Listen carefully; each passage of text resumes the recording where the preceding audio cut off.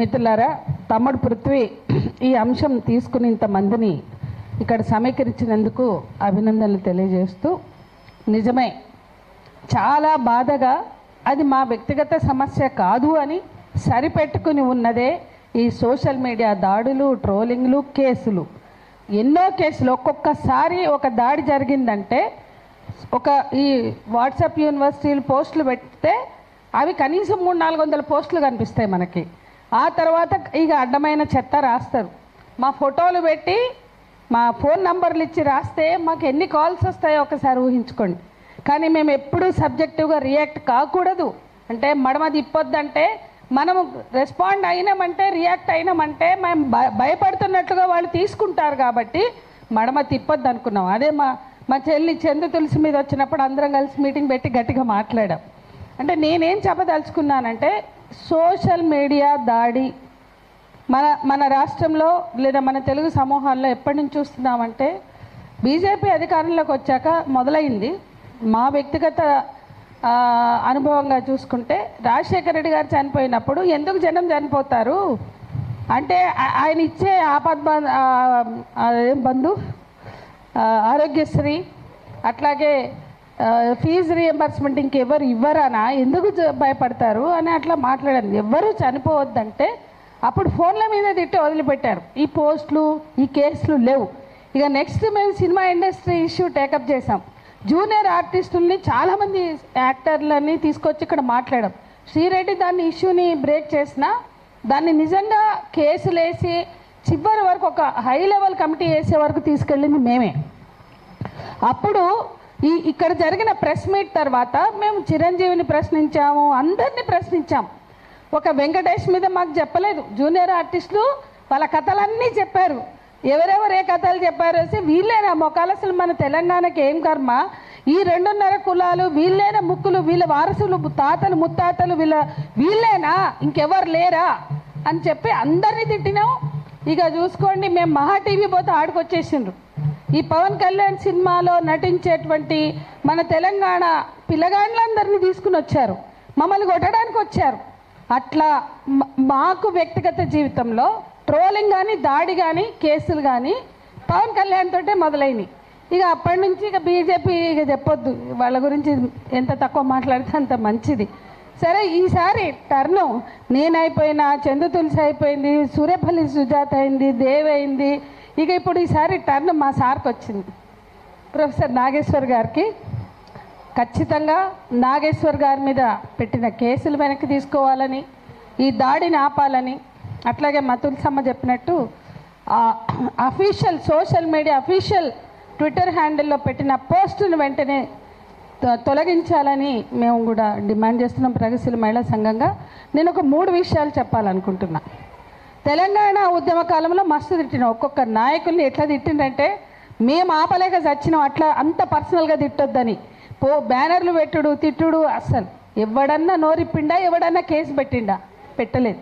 తెలంగాణ ఉద్యమ కాలంలో తిట్టిన తిట్లు ఆంధ్ర నాయకులు చంద్రబాబునే కావచ్చు, పవన్ కళ్యాణ్నే కావచ్చు, చిరంజీవినే కావచ్చు, ఎవరూ తిట్టలేదు. కానీ అంత తిడితే కూడా ఎవరు స్పందించలేదు.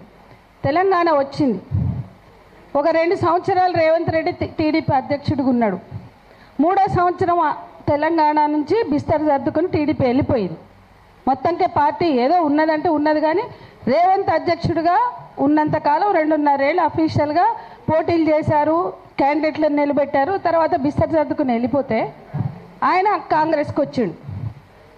ఇన్నాళ్ళు కేసీఆర్ ప్రభుత్వంలో కూడా మస్తు తిట్టినాం అనేక సందర్భాలు.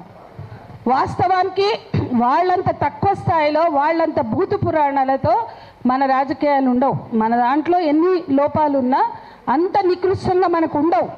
అటువంటిది మనము ఎప్పుడైనా విమర్శించినా చంద్రబాబు మీద విమర్శలు ఎప్పుడు జరుగుతాయి, కానీ ఇంత ధైర్యం చేయాల. ఇప్పుడు అంటే గత 10 ఏళ్ల బీఆర్ఎస్ పాలనలో కూడా తిట్టినాం, కానీ ఇంత ధైర్యం చేయలే. కానీ ఈరోజు కేసులు పెట్టే దమ్ము వచ్చి అరెస్ట్ చేయడానికి పూనుకున్నారంటే దానికి చేతగానితనం రేవంత్ రెడ్డిది. రేవంత్ రెడ్డి వత్తాసు చూసుకునే వాళ్ళు ఇట్లా వచ్చిండ్రు అనేది మనం అర్థం చేసుకోవాలి. రేవంత్ రెడ్డి ఆయనకి టీం బీనా, ఆయన శిష్యుడా, కానీ ఎన్నడూ జై తెలంగాణ అన్న బాపతి కాదు. తెలంగాణ ఉద్యమాన్ని, తెలంగాణ స్పిరిట్ని, తెలంగాణ ఆకాంక్షల్ని, తెలంగాణ భావోద్వేగాల్ని, తల్లుల గర్భశోకాలని, బిడ్డల త్యాగాలని ఏ రోజు పట్టనివాడు, పట్టించుకోనివాడు. అసుంటాయన ఇవాళ తెలంగాణకి ముఖ్యమంత్రి అయితే ఎవరికి దమ్మొస్తుంది? ఎట్లా దమ్మొస్తుంది? ఎట్లా అవకాశం వస్తుంది అంటే గిట్లనే.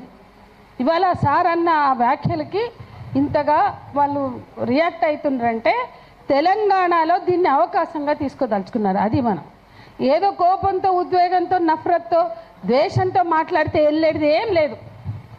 ద్వేషంతో మాట్లాడడం ముఖ్యం కాదు. ఆలోచన చేద్దాం, స్పష్టమైన కార్యాచరణను రూపొందించుకుందాం.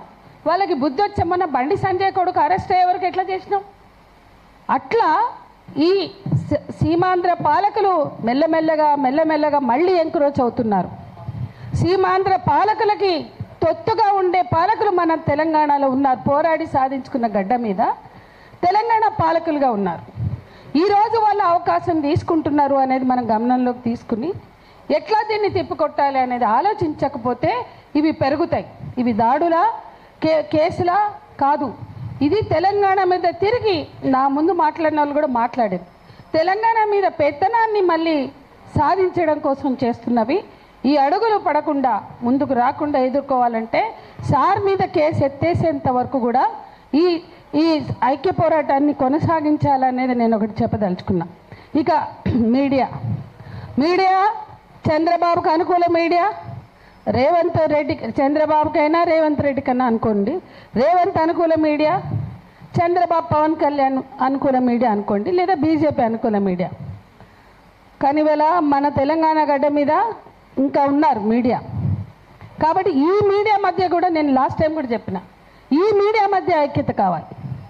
ఏదో మూడో కన్ను అంటారు కదా, థర్డ్ ఐ, అట్లాగే ఒక మూడో ఫ్రంట్ ఇవాళ మీడియాలో కూడా కావాలంటే ఒక ఐక్యత, అది మస్ట్ అని కూడా నేను చెప్తున్నాను. ఎందుకంటే వాస్తవాలను చెప్పే దమ్మున్న ఛానళ్ళు మనకున్నాయి. చిన్నవే కావచ్చు, చితకవే కావచ్చు, యూట్యూబ్లే కావచ్చు. కానీ వీళ్ళందరి ఐక్యతను కూడా ఎట్లా చేయాలి, పృథ్వీ మిగతా వాళ్ళు ఆలోచించాలి. సార్ జర్నలిజం డిపార్ట్మెంట్ నుంచి వచ్చారు. ఇది ఇవాళ ఒక రవీష్ కుమారో, ఒక సిద్ధార్థ వరదరాజనో, ఇటువంటి ఎందరో నిలబడ్డారు. ఇప్పటికీ కూడా ఎన్ని ఆంక్షలు వేసినా, ఎన్ని కేసులు పెట్టినా. ప్రొఫెసర్ పద్మజ షా గారు కూడా జర్నలిజం డిపార్ట్మెంట్ నుంచి వచ్చారు. ఇవాళ ఎంపతితో సంఘీభావంగా వచ్చారు. ఇటువంటి పెద్దలు ఉన్నారు. ఈ రోజు కూడా ఎక్కడ రాజీ పడకుండా పోరాడుతున్నటువంటి వాళ్ళు, ఉద్యమాలతో ఉన్నవాళ్ళు, ప్రజలతో ఉన్నవాళ్ళు, ప్రజల సమస్యల్ని కోసం గొంతు విప్పే ఇటువంటి ప్రొఫెసర్స్ మనకున్నారు. మనం కొంచెం వినూత్నంగా ఆలోచించి ఈ మీడియాలో ఉన్న ఈ ప్రొఫెసర్స్ని, ఇంకా మీడియాలో ఎడిటర్లుగా, సబ్ ఎడిటర్లుగా ఎవరైనా మనకు అనుకూలంగా ఉంటే వాళ్ళని, ప్లస్ జర్నలిస్టులని, నిజంగా ప్రజల కోసం గొంతిప్పే ఛానళ్ళని కలిపి ఒక ఐక్యత ఫ్రంట్ని ఏర్పాటు చేస్తే మరింత బలంగా ఉంటుంది అనేది నేను ఒక సూచన చేస్తున్నాను. ఇక మొత్తంగా చూస్తే ఈరోజు రాజకీయాలు గొంతు విప్పితే జర్నలిస్టుల, యాక్టివిస్టుల, లేకపోతే మరెవరా చూడట్లేదు. ఇప్పుడు మా మీద ఎప్పుడో పెట్టేసిండ్రు, కేసీఆర్ టైంలోనే ఊపా పెట్టిండ్రు. ఇప్పుడు ఎప్పుడు చూసినా నోటీసులు వస్తూనే ఉన్నాయి. మా పాస్పోర్ట్లు ఇస్తలేరు. ఒక 2017 నుంచి మేమంతా నిర్బంధంలో ఉన్నాం. ఇప్పటికే కొనసాగుతుంది, అనేక రకాలుగా కొనసాగుతుంది. ఆర్థిక దిగ్బంధనాలు పెడుతున్నారు. మేము బయటకు ఎందుకు మాట్లాడట్లేదంటే పోరాడే వాళ్ళ ధైర్యం చెక్కు చెదరొద్దని, పోరాడే వాళ్ళని నీరు గార్చొద్దు, వాళ్ళ కాన్ఫిడెన్స్ దెబ్బతినొద్దని మేము మాట్లాడట్లేదు.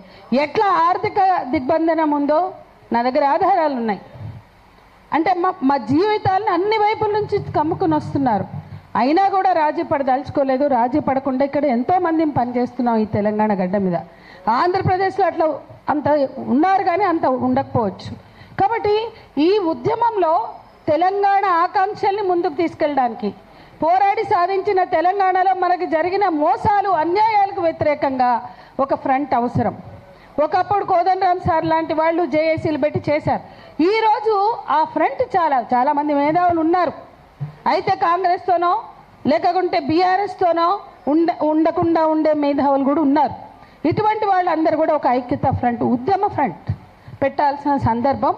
రాబోయే కాలంలో మనము తెలంగాణ ప్రజల పక్షం వహించాలంటే తెలంగాణ ప్రజల హక్కుల కోసం పోరాడాలంటే ఒక సంఘటితంగా ఉండవలసిన అవసరం ఉంది.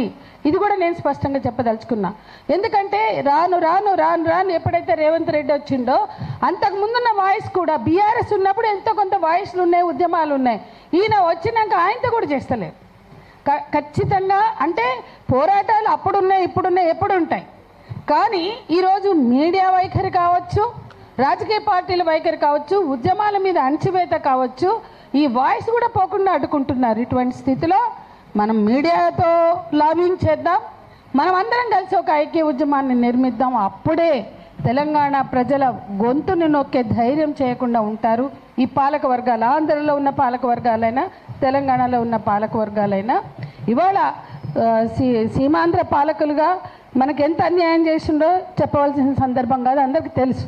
కానీ పక్క రాష్ట్రంలో వాళ్ళ పని వాళ్ళు చూసుకోకుండా మన ప్రొఫెసర్ గారి మీద కేసు పెట్టి చేస్తున్నటువంటి ఇది రేపటి రోజున ఒక ఇండికేషన్ ఇస్తుంది అనేది మనం గ్రహించి ఖచ్చితంగా తిప్పికొడదామని చెప్తూ, అట్లాగే ఇవాళ ప్రజాస్వామిక శక్తులు, ప్రజా ఉద్యమాలు, ప్రజా సంఘాలు వీళ్ళందరూ కలిసి కూడా ఈ ఇష్యూ మీద ఒక ఐక్య కార్యాచరణను రూపొందించాలని మరోసారి చెప్తూ సెలవు.